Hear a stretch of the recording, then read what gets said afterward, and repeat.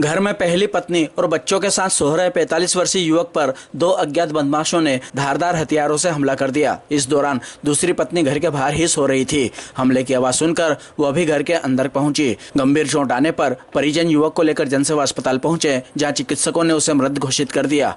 मौके पर बिरलाग्राम थाना प्रभारी जितेंद्र पाटीदार ने पहुंचकर घटनास्थल का बारीकी से मुआयना किया।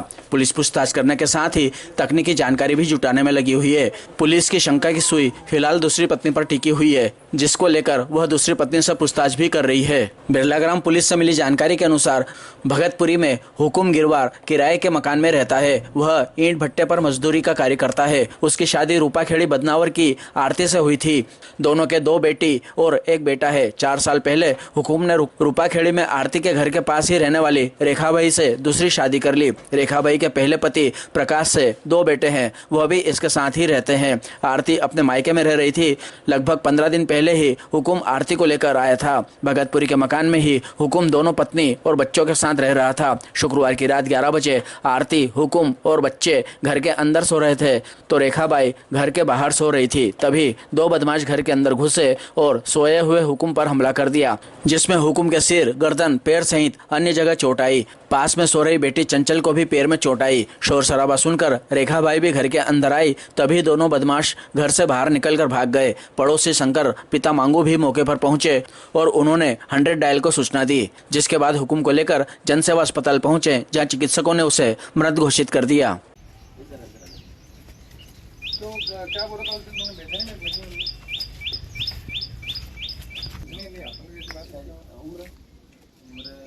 शंकर। आपके पड़ोस में एक हत्या हुई है, क्या जानकारी आपके पास? इसमें जानकारी मेरे को ये मिली सर, वो जो उसकी बड़ी पत्नी वो मतलब इधर सब दूर घूमे और उसके बाद फिर हमारा दरवाज़ा खटखटा है। तो हमने देखा कि तो हमारा वो एक बच्चा थोड़ा दिमाग से कमज़ोर है, तो वो बोले कि ये बेर नहीं हिला पा गए कहीं भी। तो मैं तो कहा उन्होंने तो वो दो लोग यार इसमें कोई मगजमारी चल ही रही थी। तो मैं तो कहेंगे मतलब जो मृतक था उनकी 2 पत्नी थी। हाँ, तो हम मैं तो मारी वेगत में तो वो कम यार है। तो वो मोटकी वो बोले कि वो आगे कैसे वो तो मार चुके उसको। कोई 2 आदमी आए थे, हमारा भी मुंह बंद करके ना हमारे साथी बैठे और वो उनकी हत्या करके निकल गए। फिर उसके बाद मैंने 100 नंबर पुलिस पे फ़ोन मैंने लगाया था। क्या करता था काम ये मृतक?